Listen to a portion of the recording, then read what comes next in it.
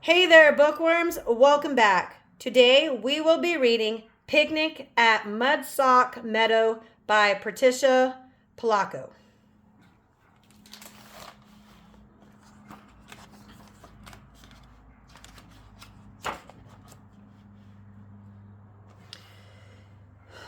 It was the day of the annual Halloween picnic at Grange Hall in Mudsock Meadow.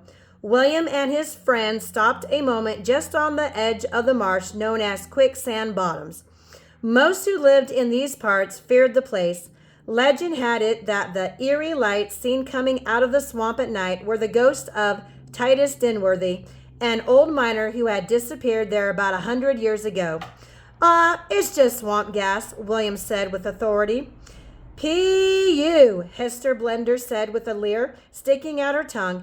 Everyone laughed, and Williams's face turned as red as a Union City farm fresh tomato.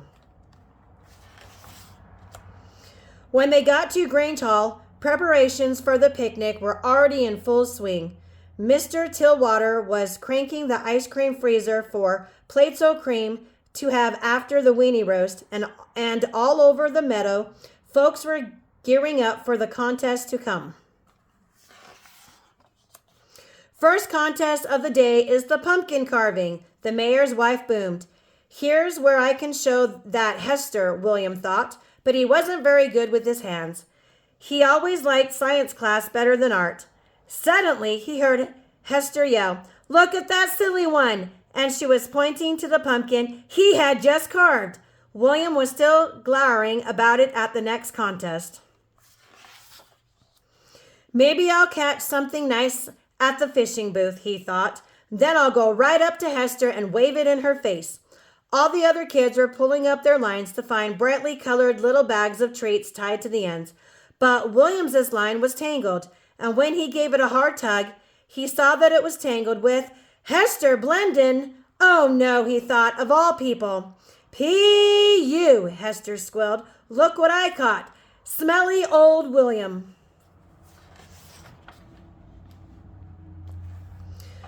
My luck's gotta change, William thought as he headed for the pumpkin seed spinning contest. All the other kids put the seeds in their mouths, took a running start towards the line, and blew the seeds out of their mouths as far as they could. Then Lula May Cobb measured the distance and called out the numbers. As William stepped up to the starting line, he saw Hester looking right at him, and gulp, he swallowed the seed. You're disqualified, William, Lula May goffed. Now William was really terribly and horribly mortified and mad as the dickens. When Margie Biggins called out, "Who's for the tug-o-war?" William was raring to go. Ilule Teeter, the mayor's wife, leaned back into the rope around her waist. She had been known in these parts to hold off in an opposing team for almost an hour. So William was pulling pretty hard when he lost his footing and fell backwards and hit the ground right at Hester's feet. William had one last event, one last chance to save face in front of his friends, the dress-up competition. But when he pulled out the battered sheet that was his ghost costume, all hope vanished. There was Boof Schieffer playing the musical saw, while his brother Bertie ripped newspapers to the beat, and there were the Dillweiler sisters with their hair down. They had the longest hair in 4 states, he figured. The Watong Ye Girls Auxiliary, Wigwam number 2, was dressed as the American flag. Williams's best friend, Eldon, was dressed as a fat lady, and on the end was Hester. Even William had to admit she looked great as a snake charmer. Jewelry rattled on her neck and ankles, and her vacuum hose snakes shook their tails. William knew his dumb old sheet didn't stand a chance.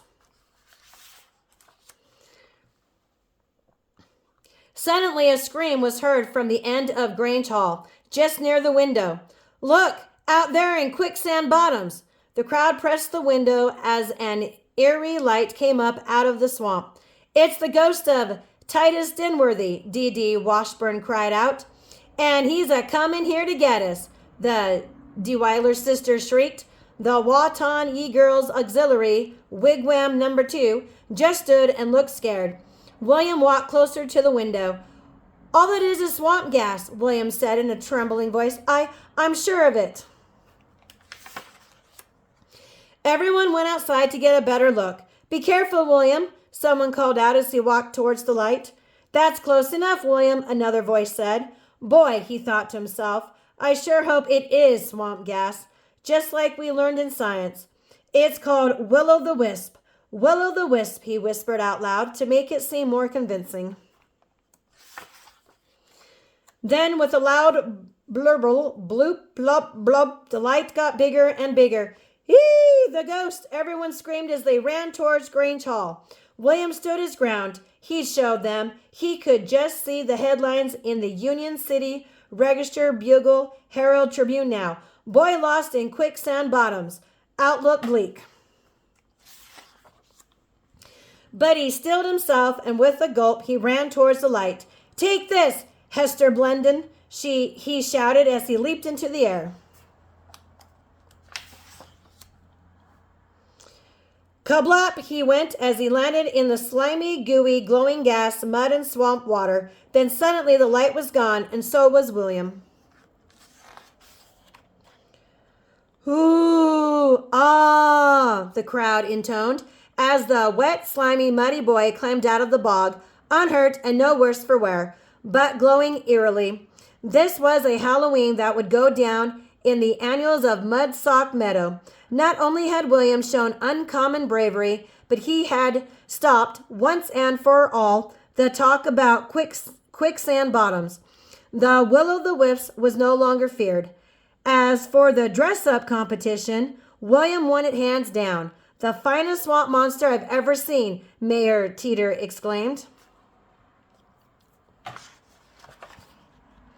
And Hester, well, she finally changed her tune. My hero, she cooed, and she and William shared a Play-Doh cream. The end. Thank you for reading Picnic at Mudsock Meadow with me today. If you enjoyed this story, don't forget to read your favorite book to the like button. And if you haven't already done so, please subscribe. It really does help our channel out. I encourage you to read all that you can. Until next time, bye.